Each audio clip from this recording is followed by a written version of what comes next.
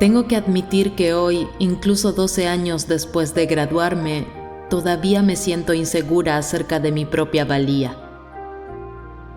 Hoy tengo que recordarme a mí misma que estás aquí por una razón. En gran medida me siento como me sentí cuando llegué al campus de Harvard como estudiante de primer año en 1999, cuando ustedes todavía estaban en el jardín de infantes y me sorprendió y horrorizó saberlo. Sentí que había habido algún error, que no era lo suficientemente inteligente como para estar en esta compañía y que cada vez que abriera la boca tendría que demostrar que no era simplemente una actriz tonta. Así que empiezo con una disculpa. Esto no será muy divertido. No soy una comediante y no tengo un escritor fantasma, pero estoy aquí para decirles que hoy Harvard les está dando a todos los diplomas. Mañana estarán aquí por una razón. A veces sus inseguridades y su inexperiencia pueden llevarles a adoptar las expectativas, los estándares o los valores de otras personas. Pero pueden aprovechar esa inexperiencia para trazar su propio camino, uno que esté libre del peso de saber cómo deben ser las cosas, un camino que se define por su propio conjunto particular de razones. El otro día fui a un parque de atracciones con mi hijo que pronto cumplirá 4 años y lo vi jugar juegos de arcade.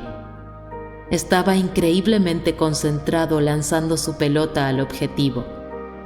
Como madre judía que soy, salté 20 pasos y ya lo estaba imaginando como un jugador de la Liga Mayor con su puntería, su brazo y su concentración. Pero entonces me di cuenta de que cuando ganaba, estaba jugando para cambiar sus tickets por juguetes de plástico baratos. El premio era mucho más emocionante que el juego en sí para él. Por supuesto quería animarlo a disfrutar del desafío del juego, mejorar con la práctica, sentir la satisfacción de hacer algo bien y sentir el logro al alcanzar los objetivos del juego. Pero todos estos aspectos quedaron eclipsados por los pequeños hombres de plástico de 10 centavos con brazos pegajosos y elásticos que se adhieren a las paredes, que eran el premio. En la naturaleza de un niño vemos muchas de nuestras propias tendencias innatas. Me vi a mí misma en él, y tal vez ustedes también lo hagan. Los premios sirven como falsos ídolos en todas partes. Prestigio, riqueza, fama, poder. Se verán expuestos a muchos de estos, si no a todos. Por supuesto, parte de la razón por la que fui invitada a hablar hoy, además de ser una orgullosa exalumna, es que he acumulado algunos juguetes muy codiciados en mi vida, incluyendo uno que no es de plástico ni es tan malo, un Oscar. Así que nos topamos con un tópico común, creo, en los discursos de graduación. Personas que han logrado mucho diciéndoles que los frutos del logro no siempre son confiables. Pero creo que esa contradicción se puede reconciliar y de hecho es instructiva. El logro es maravilloso cuando sabes por qué lo estás haciendo y cuando no lo sabes puede ser una trampa terrible. Fui a una escuela secundaria pública en Long Island, la escuela secundaria Syosset. Las chicas con las que fui a la escuela tenían bolsos de Prada, cabello planchado y hablaban con acento. Yo, que me mudé allí a los 9 años desde Connecticut, invitaba para encajar. Naranjas de Florida, chocolates, cerezas.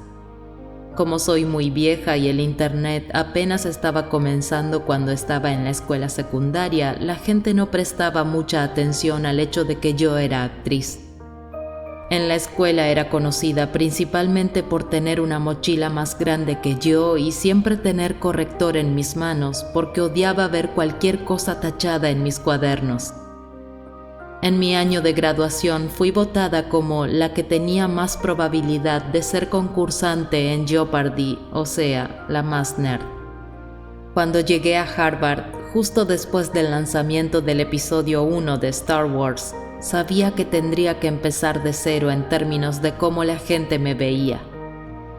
Temía que asumieran que había entrado solo por ser famosa y que pensaran que no era digna de la rigurosidad intelectual de aquí, y no habrían estado muy lejos de la verdad. Cuando llegué aquí nunca había escrito un trabajo de 10 páginas antes, ni siquiera estoy segura de haber escrito uno de 5 páginas. Me alarmé e intimidé por las miradas tranquilas de los compañeros de clase que venían de Dalton o Exeter y que pensaban que la carga de trabajo aquí era fácil en comparación con la escuela secundaria. Estaba completamente abrumada y pensé que leer 1000 páginas a la semana era inimaginable, que escribir una tesis de 50 páginas era algo que nunca podría hacer. No tenía ni idea de cómo declarar mis intenciones, ni siquiera podía articularlas para mí misma. Había estado actuando desde los 11 años, pero pensé que actuar era demasiado frívolo y ciertamente no significativo. Vengo de una familia de académicos y estaba muy preocupada por ser tomada en serio. En contraste con mi incapacidad para presentarme en mi primer día de orientación en mi primer año, 5 estudiantes diferentes se presentaron a mí diciendo: «Voy a ser presidente, recuerda que te lo dije». Para que conste, sus nombres eran Bernie Sanders, Mark Rubio, Ted Cruz, Barack Obama y Hillary Clinton. En serio creí en cada uno de ellos. Su porte y confianza en sí mismos parecían prueba de su profecía, mientras yo no podía sacudir mi autoduda. Entré solo porque era famosa. Así es como los demás me veían y así es como yo me veía a mí misma. Impulsada por estas inseguridades, decidí que iba a encontrar algo que hacer en Harvard que fuera serio y significativo, que cambiara el mundo y lo hiciera un lugar mejor. A los 18 años ya había estado actuando durante 7 años y supuse que encontraría un camino más serio y profundo en la universidad. Así que en el otoño de mi primer año decidí tomar neurobiología y literatura hebrea moderna avanzada porque era seria e intelectual. No hace falta decir que debería haber reprobado ambas. Obtuve B para tu información y hasta el día de hoy, todos los domingos, desprecio una pequeña efigie a los dioses paganos de la gran inflación. Pero mientras luchaba con Aleph, Bet, Yahushua en hebreo y los diferentes mecanismos de respuesta neural, vi a amigos a mi alrededor escribir artículos sobre navegación y revistas de cultura pop y profesores enseñando clases sobre cuentos de hadas y la película de Matrix. Me di cuenta de que la seriedad era su propia especie de trofeo, y uno dudoso, una pose que busqué contrarrestar con algún argumento medio imaginado sobre quién era yo. Había una razón por la que era actriz. Amaba lo que hacía y vi de mis compañeros y mentores que no solo era una razón aceptable, sino la mejor. Cuando llegué a mi graduación, sentada donde ustedes están hoy, después de 4 años intentando entusiasmarme por algo más, admití para mí misma que no podía esperar para volver y hacer más películas. Quería contar historias, imaginar las vidas de otros y ayudar a otros a hacer lo mismo. Había encontrado o quizás recuperado mi razón. Ahora tienen un premio en sus manos, o al menos lo tendrán mañana, un título de Harvard. Pero, ¿cuál es su razón detrás de él? Para mí, mi título de Harvard representa la curiosidad y la invención que fueron alentadas aquí, las amistades que he sostenido, la forma en que el profesor Graham me dijo que no describiera la forma en que la luz golpea una flor, sino más bien la sombra que la flor proyecta, la forma en que el profesor Scarry habló sobre el teatro como una fuerza religiosa transformadora, y cómo el profesor Kostlin mostró cuánto de nuestra corteza visual se activa solo imaginando. Ahora, concedido, estas cosas no necesariamente me ayudan a responder las preguntas más comunes que me hacen. ¿Qué diseñador llevas puesto? ¿Cuál es tu régimen de ejercicio? ¿Tienes algún consejo de maquillaje? Pero nunca más me he avergonzado de hacer preguntas que anteriormente habría considerado estúpidas. Mi título de Harvard y otros premios son emblemas de las experiencias que me llevaron a ellos. Las salas de conferencias con paneles de madera, las hojas de otoño coloridas, el cálido sabor de vainilla en toscaninis, la lectura de grandes novelas en los sillones de la biblioteca y correr a través de los comedores gritando "City Steps, City Steps, City Steps". Ahora es fácil romantizar mi tiempo aquí, pero también tuve momentos muy difíciles. Una combinación de tener 19 años, lidiar con mi primer desamor, tomar píldoras anticonceptivas que desde entonces han sido retiradas del mercado por sus efectos depresivos y pasar demasiado tiempo extrañando la luz del día durante los meses de invierno, me llevó a momentos bastante oscuros, especialmente durante el segundo año. Hubo varias ocasiones en las que empecé a llorar en reuniones con profesores, abrumada por lo que se suponía que debía hacer cuando apenas podía levantarme de la cama por la mañana. Momentos en los que adopté el lema para mis trabajos escolares: hecho, no bueno. Si solo pudiera terminar mi trabajo, aunque tuviera que comer una bolsa grande de caramelos Sour Patch Kids para terminar un solo trabajo de 10 páginas, sentía que había logrado una gran hazaña. Me repetía a mí misma: hecho, no bueno. Hace un par de años fui a Tokio con mi esposo y comí en el restaurante de sushi más notable. Ni siquiera como pescado, soy vegana. Así que eso te dice lo bueno que estaba, incluso solo con vegetales. Este sushi era el tipo de cosa que sueñas. El restaurante tenía 6 asientos.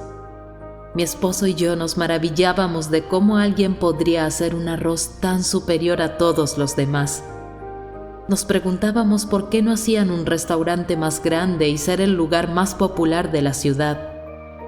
Nuestros amigos locales nos explicaron que todos los mejores restaurantes de Tokio son así de pequeños y solo hacen un tipo de plato: sushi, tempura o teriyaki, porque quieren hacer eso bien y hermosamente. Y no se trata de la cantidad, sino de disfrutar de la perfección y la belleza de lo particular.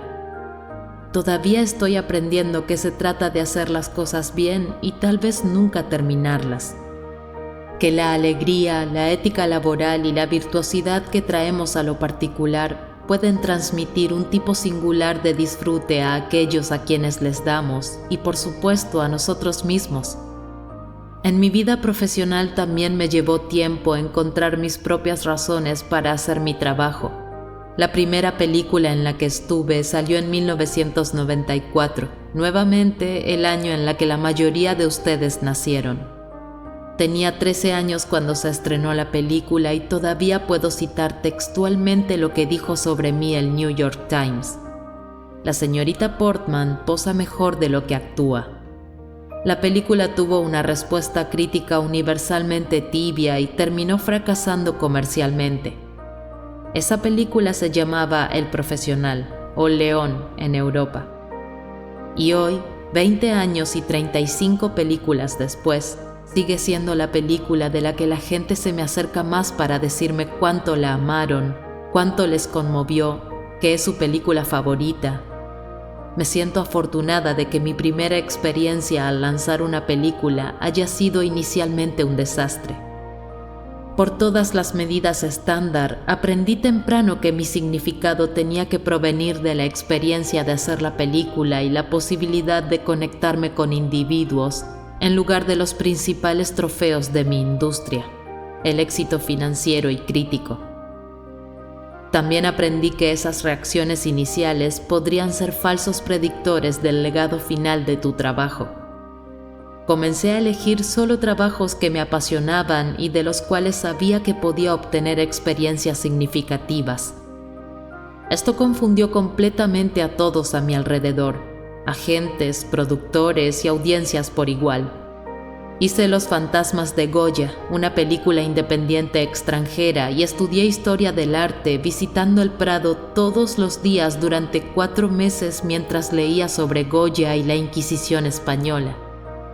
Hice V de Vendetta, una película de acción de estudio para la cual aprendí todo lo que pude sobre los combatientes por la libertad, que en otros ojos podrían ser llamados terroristas, desde Anaheim hasta los Weather Underground. Hice Su Alteza, una comedia interpretada con Danny McBride, y me reí durante 3 meses seguidos. Pude ser dueña de mi destino y no dejar que lo determinaran las taquillas o el prestigio. Para cuando hice Black Swan, la experiencia era completamente mía.